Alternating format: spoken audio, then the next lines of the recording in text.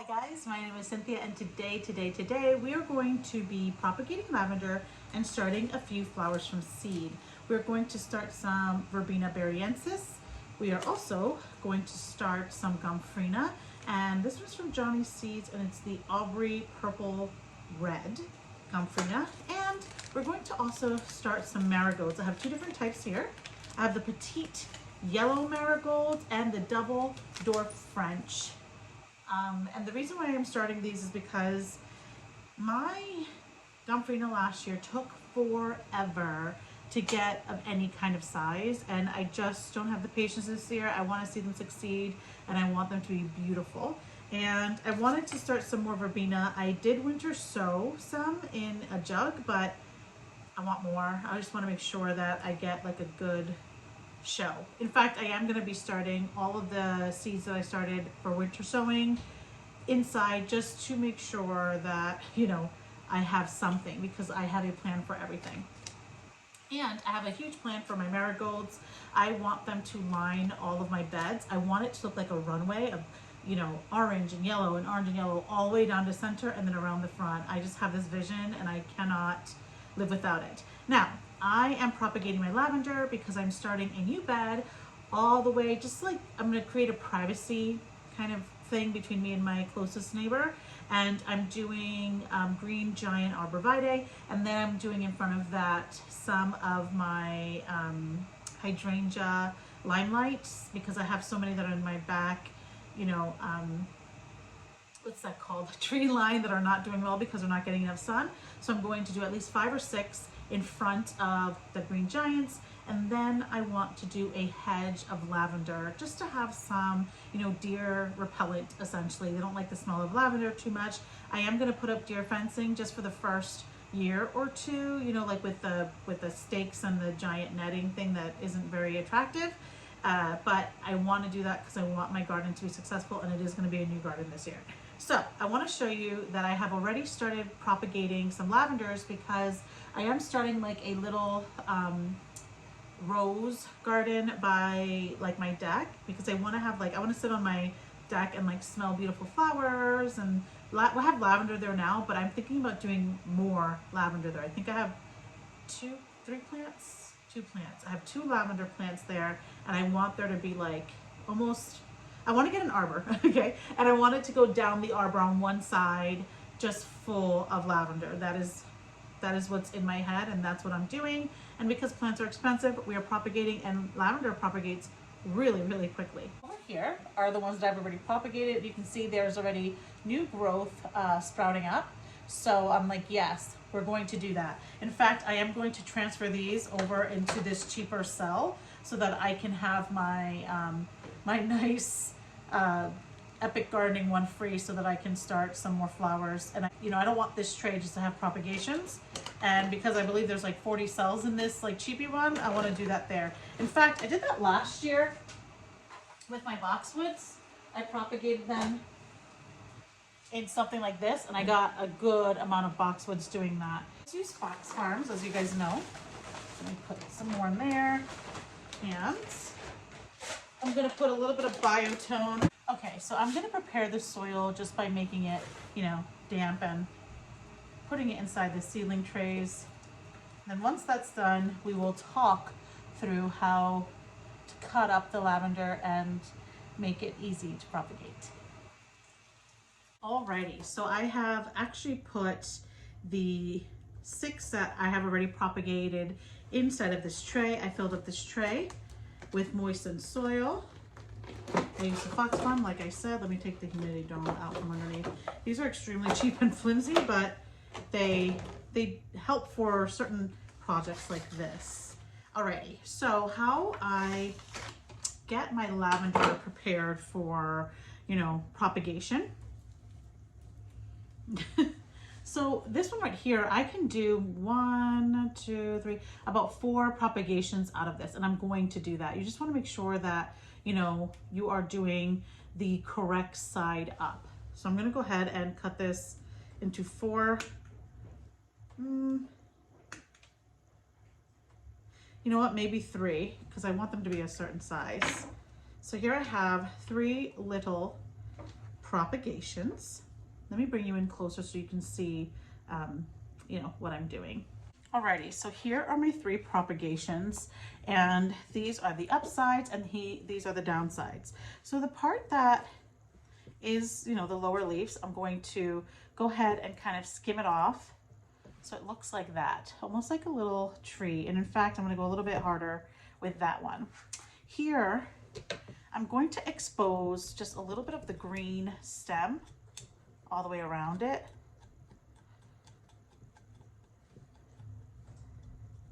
I don't know if you can see, but there's like a little bit of green there. Well, I don't know, you may not be able to because of my table. I kind of just exposed, I took away some of the bark. Now you don't have to do this. Lavender actually propagates pretty easily.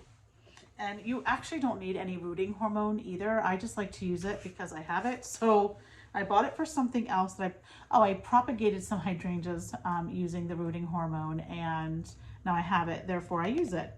So I never dunk it directly into here just because I don't want to, put any like diseases and things like that may be, I don't know, in any of these plants. But I'm going to go ahead and put the rooting hormone all the way around and put it right there.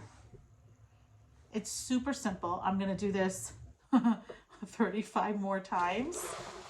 And then I'll put the humidity dome, put it on a heating mat, and that'll be it.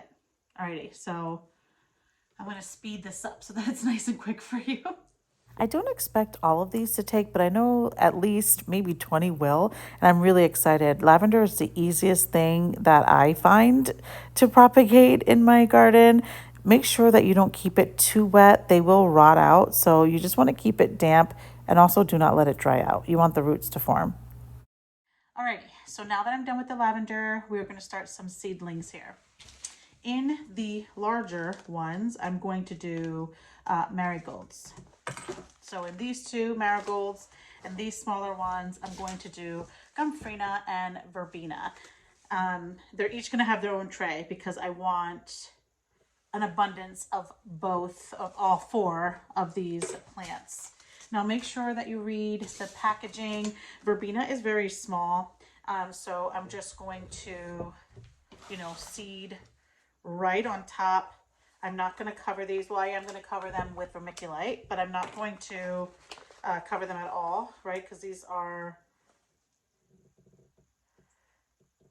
spacing, emerge, barely cover, it says. They are so small, and the smaller the seed, the less covering you have to do. It almost looks like dust. In fact, I'm going to empty out the entire packet in my hand because, oh no, there's still some in there. It looks like dust. And I'm just going to just put it all over. I'm not even going to worry about it. I'm going to do that. I don't even know if I got it in every single cell because they are so, it almost looks like particles of dirt. Yeah, I'm going to sow all of them. Very freely. And I winter sowed a bunch of these, so I know, or I hope, that I'm going to get some out there, but I just wanted to have, reassurance that I will. Oh, you know what I forgot to do? My plant tags. That's the most important thing. Guys, make sure you have, I'm so dirty with lavender everywhere, but it smells really good down here. Make sure that you have your plant tags ready to go so that you do not mislabel anything. And it's like the worst thing when you don't know what you have. I really hope I got every single seed. The last thing I want to do is waste any. I don't see anything. I really think I got every seed. I feel really confident about starting these inside. Now it says to start 10 to 12 weeks before your last average frost. So I am right there. I'm about 10 weeks away. Yeah, so. And I always date everything. Oh my God, that looks crazy. Today's March 1st.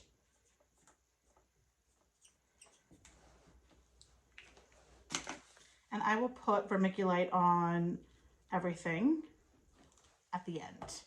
All right, so next is the gompherna. It also says lightly cover. So I'm just gonna surface sow and then cover it with vermiculite. Oh, I don't have very many of these at all. I dropped them on the floor. That is extremely depressing. Alrighty, so this is all I have of this seed because I grew these last year. So I am just gonna heavily seed it and like hope for the best. Maybe 4 in each cell or 3 in each cell. Maybe 4. At least I can see these because the verbenas, you can't see any of it. Let me make sure they're separated enough so that if I have to separate them, I can. Ready, my gompherna is in. Now, my marigold. This is where I'm going to put the French door, and this is where the yellow are going to go. I am going to heavily seed these also because I want lots of them. Now the depth is 1/4 of an inch, and I am going to just make a little hole.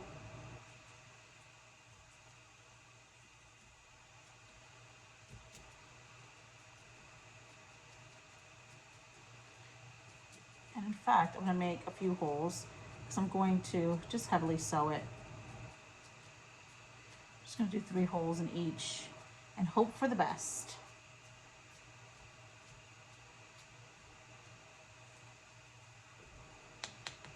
Alrighty. The French double door.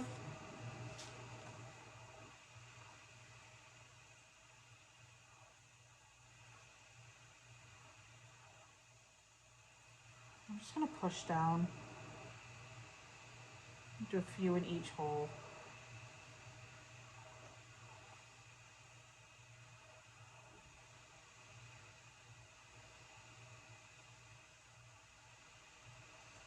I'm really excited. We are getting close to that time, guys. Spring is around, maybe not around the corner, but close enough. It's a few blocks down right now from me, and I'm really, you can kind of start everything right now. You know, once you hit like 8 weeks, there's a little bit of a thick piece there. Once you hit 8 weeks, you can start everything essentially. And I'm there. I'm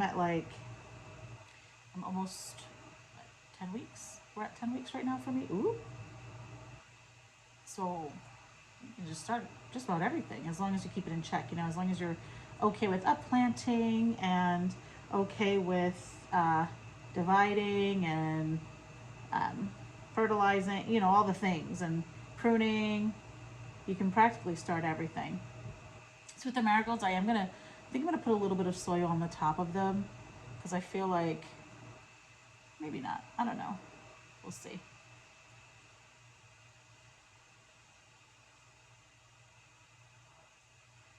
I know you guys are like, wow, you're overseeding. Yes, I am.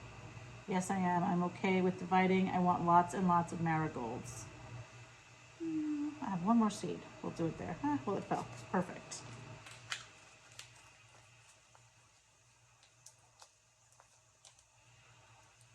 Alrighty. Next, this is the petite yellow. Oh. Oh no, I still have a lot of these. I was going to say, oh, I don't have that many.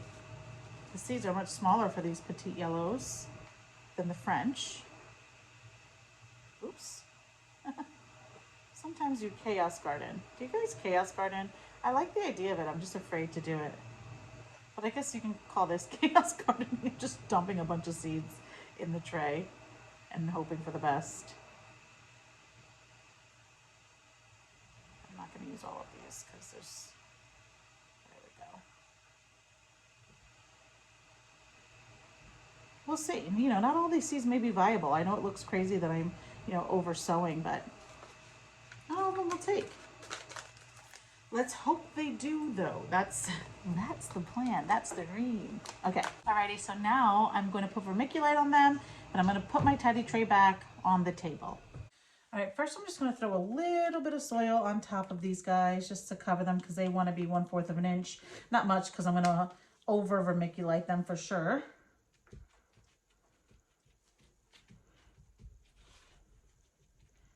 And I'm going to use cling wrap, which has a humidity dome for these guys. That's perfect. That looks great. And I'm only going to lightly, I'm not going to push it down on here. I don't want to compact it too much. Just like that. Beautiful. And the soil is extremely moist, so I'm not even going to spray them when I hit the vermiculite on them, because I oversaturated this soil and I didn't want to pour any more soil on because I don't have anything I'm going to start just yet. And the smell in the basement, because I put biotone in here, is very strong. I am going to do another winter sowing of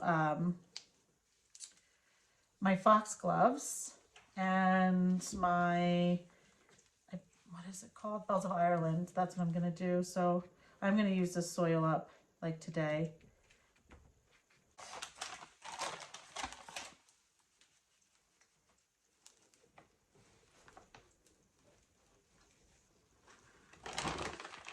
I know you guys are probably thinking, wow, lightly cover. I know.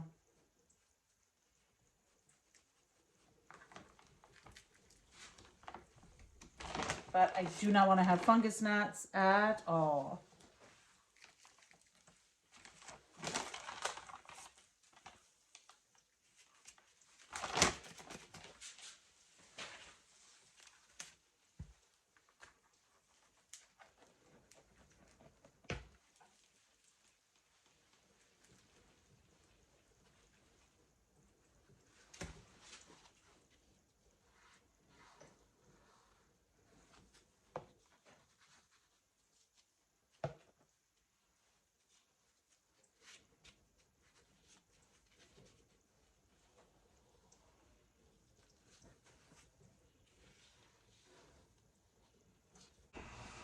Alrighty, so I have both my marigolds on the tray here. And then I have my gompherna and my verbena here. I have the humidity dome on them and they are all on heating pads. Guys, my herbs are doing great. Look at this. Isn't that amazing? They're doing wonderfully. I'm very pleased with how they're doing. So I do keep the humidity dome on my herbs for quite some time. Part of the day I leave them open like this, and then overnight I will close them down. And then, let me move the camera up here. With my ground cover that I've been propagating, I have my lavender cuttings. And they look great.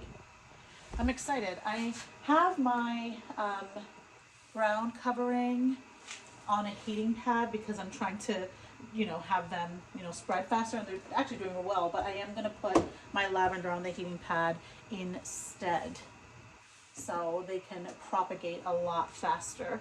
And I know this is overkill. I don't need this many lavender, but who knows, they may not take. So I'm glad that I, am doing so many. I believe there's 40 in here. Yeah.